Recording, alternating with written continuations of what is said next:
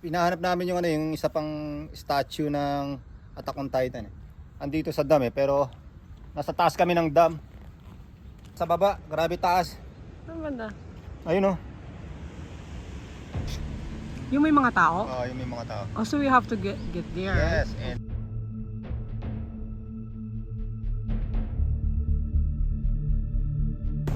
so, ito yung ginawang wall ng Attack on Titan. Grabe talagang ramdam mo yung wall, oh.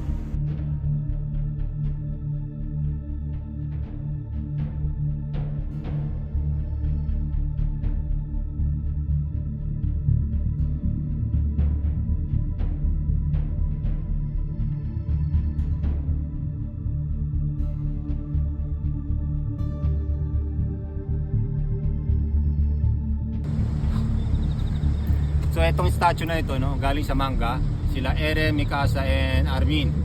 So ginawa siya, nilalarawan nila na nakatingin sila sa mataas na wall na ito, nakikita nila yung malaking Titan na parating sa kanila.